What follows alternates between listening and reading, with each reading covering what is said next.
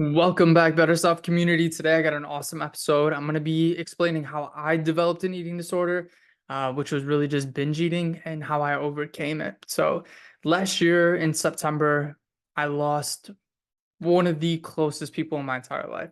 Childhood best friend, more like brothers growing up. He actually passed away in a motorcycle accident and it absolutely rushed me to the point where I was like, okay, I'm just going on autopilot. I'm just going to try and survive this hour, going to try and survive the day. And then you give yourself a little bit of lenience towards your discipline. I was doing things at the bare minimum. And then one of my favorite things at that time that I allowed myself to do was I would go to the Whole Foods hot bar. I would buy like $25 worth of food and I would go home and watch Netflix and I would eat all of this food. So I was really just binge eating at this point in time. And it developed to be an issue because at that point in time, I was like, I'm just letting myself do what I need to do to get through this, just how to feel better. And it just became an issue. And then fast forward 2 months later, almost 3 months, my other closest mentor, one of the closest people in my lives, passed away. And at this point, I was just like all hell was breaking loose.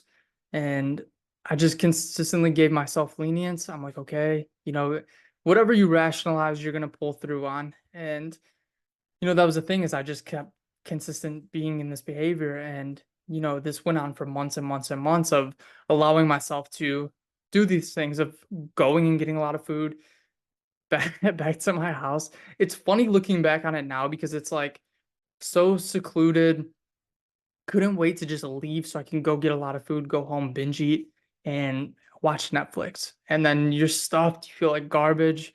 Sometimes you make yourself throw up because you feel that bad or your body's just trying to get rid of it in general. And these are the things that happen. What I didn't realize at that point in time was that when your brain, I knew it, but I wasn't really putting it together. I wasn't thinking about it. I wasn't conscious at that point. So say like you go through a traumatic experience, trauma does change the brain and it changes it dramatically. But when you start to give yourself outs where it's like little pleasurable things, such as eating food and watching Netflix, when you combine those, you are overloading your dopamine receptor. So you're like, I think this is such a great time. This is makes me feel good because obviously your dopamine's lighting up because you're eating and you're watching Netflix. And it's as relaxing and as easy as it possibly can be. So it's very easy to get in a habit of doing the easy things. And I was still working out and things like that, but bare minimum. I was just trying to just get in the gym just because I have to. So the way that I overcame this was I slowly separated myself from this. And when you're trying to get rid of bad habits, you have to replace it from another. You don't have to, but it is way easier to just replace it instead of cutting it cold turkey. So it was replacing it when I had thought of going to binge eat. It would be like, what do I have at home? I would eat what I had at home. Because my whole thing was I didn't want to go grab a bunch of stuff to cook. I wanted to go get what was super convenient, what was super easy, take it home super fast and eat it. And it's crazy because you want whatever's convenient, whatever's most easy, and you're really just on autopilot. The trauma for your brain has suppressed you so much that you really don't have a lot of emotional energy left over. Not even necessarily to cook, to go out to socialize. You're literally numb after all the crying of losing this person, this loved one, after all the stages of grief. You get to the point where it's just numbness. And you're looking for anything, any sort of like little pleasure that would make your brain light up, that would make you feel better. And for me, it was eating and watching Netflix. That was my zone. But for the other 90% of my day to day, it was depressed. It was anxious. It was, why did I eat that much? Oh my God, I have to go work this off now. And it's just so much worse for you mentally than you feel at that time. And that is really the way that our brain kind of hacks us, essentially, is it takes the path of least resistance, whatever's easier. It gives the impulse to take that easy dopamine, and it's no different than scrolling through social media. It's no different than getting a DM, getting a like, posting a picture. You know the result of the things that you're doing.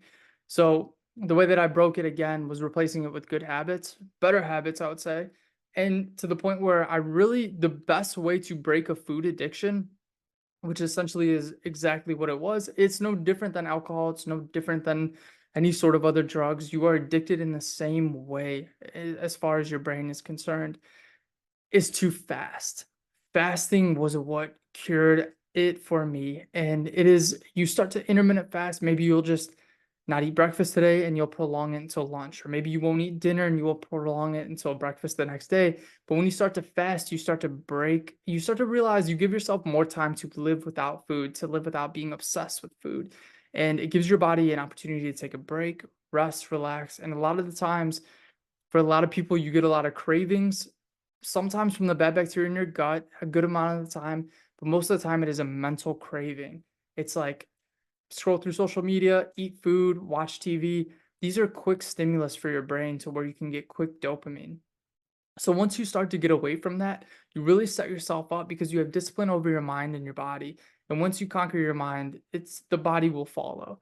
So for me, it was really difficult. It was really hard that I went through it. I'm glad I gave myself grace, but you can give yourself grace and patience in a much healthier way. So if you guys are binge eating, if you guys have problems with eating disorders, I highly suggest you do your best to do some fasting, to do some meditation, to do some journaling. Really get in tune and in touch with yourself, get out of your physical being and really make it a little bit more spiritual. And I promise it'll go such a long way. And that can be woo woo for whoever. But for me, that was the biggest thing, was taking a step back. How am I living my life right now? What do I not like about my life? You guys know I annoy the hell out of you about talking about clarity. What do you want in your life? And what do you want to get out of your life right now? And not necessarily what do I want out of my life? It's like, what do you want to get rid of? What do you want to get rid of? What habits do not make you better? So, this being said, with all these tips, don't feel overwhelmed. I understand where you're at. I understand that you guys may be going through a whole lot. Give yourself grace, and then just day by day, just get better, get further away from the things that are holding you back. And I promise you'll be so much better on the other side. So, you guys are all amazing. I appreciate all the love and support. Hope you guys have been enjoying the videos. I'm going to leave a link in the bottom for a free 15-minute coaching call. If you guys have some things on your mind that you want to get off your chest, maybe we could see if we'd be a good fit for each other, as well as the Better Self community group. This is an amazing community. This is filled with a lot of great individuals who are maybe on your journey or have already been where you're at, or maybe there's someone in there that you can help. You never know. So we do weekly live Q&As, and I get to answer all your questions, and I'm always in there answering questions and posting and making it fun. So you guys are all awesome. I appreciate the love and support. I'll see you soon.